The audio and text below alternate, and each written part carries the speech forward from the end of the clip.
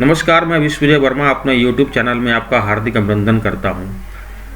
आज जिस विषय पर हम चर्चा करने जा रहे हैं वह अधिक मास या जिसे हम सामान्य भाषा में मलमास भी कहते हैं।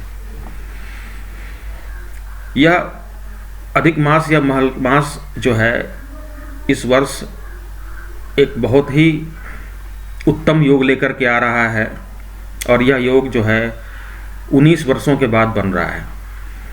यह 18 सितंबर के दिन पड़ रहा है। इस दिन शुक्रवार है और नक्षत्र जो है उत्तरा फाल्गुनी है, जिसके वजह से इस मलमास या अधिक मास का बहुत ही अधिक महत्व हो जाता है।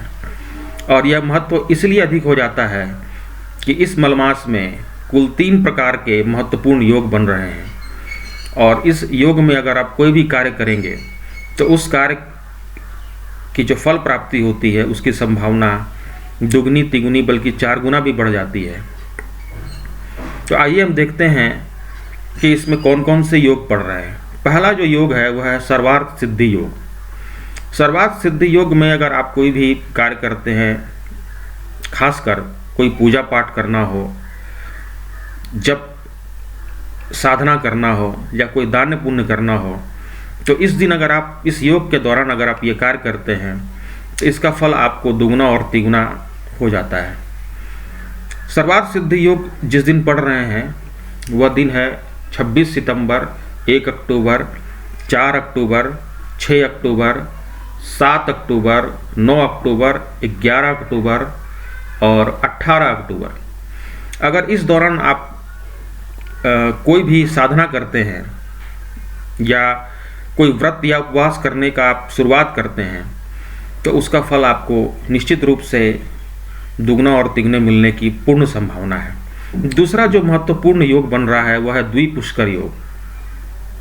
द्विपुष्कर योग में अगर आप कोई नए सामान की खरीदारी करते हैं या फिर कोई नया व्यवसाय आप शुरू करना चाहते हैं तो यह योग आपके लिए बहुत ही महत्वपूर्ण है। इस योग के दौरान अगर आप कोई नए कार्य की शुरुआत करते हैं तो उसका फल भी दोगुना और तिगुना बढ़ जाता है। यह योग इस साल 2 दिन पड़ रहा है, 19 दिसंबर और 27 दिसंबर को। तीसरा जो महत्वपूर्ण योग है वह है अमृत सिद्धि योग। यह योग भी वैदिक ज्योतिष के हिसाब से काफ़ी महत्वपूर्ण योग है, क्योंकि इस दिन अगर आप कोई कार्य करेंगे तो उसके परिणाम जो है दीर्घकालीन होते हैं, यानी कि उसके परिणाम लंबे समय तक चलते हैं। और यह योग इस वर्ष 2 अक्टूबर को बन रहा है। अतः अधिक मास या मल मास जो कि इस बार 19 सालों के बाद इतना सुंदर और महत्वपूर्ण योग लेकर के आया है, इसका भरपूर फायदा उठाएं। परंतु एक बात यहाँ ध्यान रखने की है कि अधिक मास या मल मास में कुछ कार्य ऐसे होते हैं जो वर्जित होते हैं, जैसे विवाह होना, गृह प्रवेश, यज्ञोपवीत संस्कार, नाम संस्करण, ये सब कार्य अधिक मास या माल मास में नहीं करना चाहिए।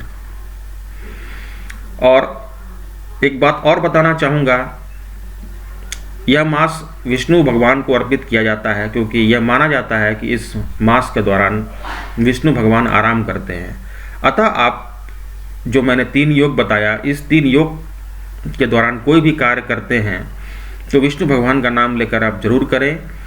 उसमें सफलता की संभावना बहुत हद तक बढ़ जाएगी और आपके कार्य बिल्कुल ही सफल होंगे। इसके साथ ही मैं विश्वजय वर्मा आपसे विदा लेता हूं। साथ ही साथ मैं यह कहना चाहूँगा कि अभी तक आपने मेरे चैनल को अगर सब्सक्राइब नहीं किया है तो इसे सब्सक्राइब जरूर करें। अगर यह वीडियो आपको पसंद आया है तो उसे लाइक भी करें और शेयर भी करें। जय श्री राम, ओम नमः शिवाय, जय माँ भगवती।